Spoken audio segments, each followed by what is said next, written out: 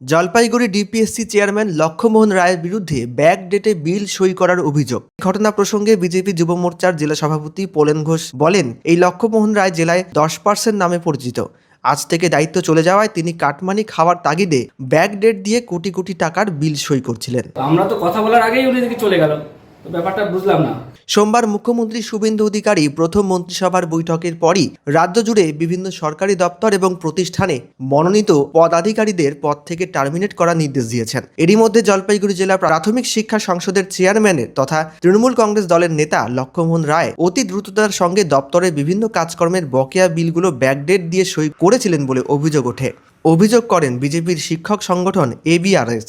এই প্রসঙ্গে সংগঠনের পক্ষ থেকে জানানো হয়, আমার কিছু কাজ নিয়ে চেয়ারম্যানের চেম্বারে এসেছিলাম। সেই সময় লক্ষ্য করি তিনি ব্যাকডেট দিয়ে লক্ষ লক্ষ টাকার বকেয়া বিলগুলোতে সই করছেন।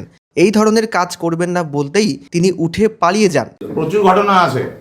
এটা তো ছোট মোটো বললেন, বড় রাস্তা এখান থেকে আপনার বাড়ি থেকে আমার বাড়ি অব্দি রাস্তা ফলক লাগানো আছে, রাস্তা হয়নি। আপনারা দেখেছেন তো, আপনাদের নিউজে দেখিয়েছে বারবার।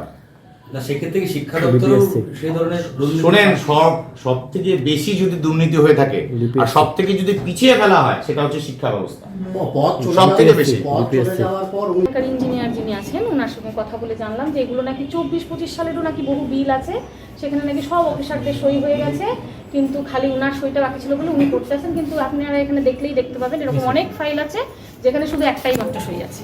হ্যাঁ, সুতরাং কারোর সঙ্গে কারো কথার সঙ্গে কারো কোনো কথা মিল না। আমরা এখন বর্তমানে চাইছি, ডিআই সাহেবকে জানিয়েছি যে আমরা পুলিশ ডাকছি, পুলিশ দেখে আমরা ঘর এখন আপাতত বন্ধ করে রাখছি।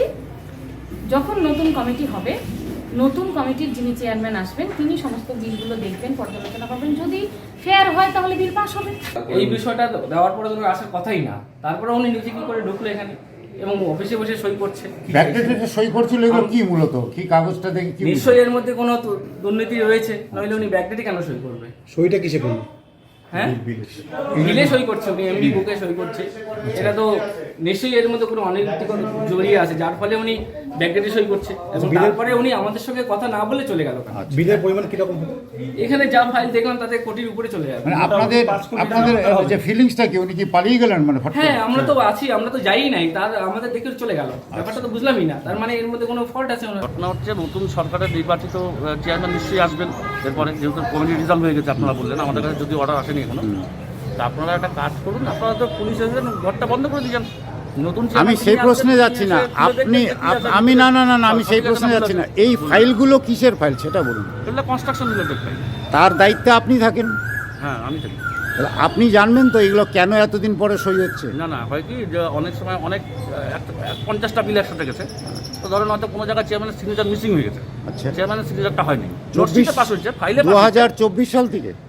এরকম অনেক বিভিন্ন জায়গাকার ফাইল আছে, ঠিক আছে। এবার সেগুলা কোনো জায়গায় চেয়ারম্যানের সিগনেচার মিসিং থাকে, হয়ে যায় কোনো সময়।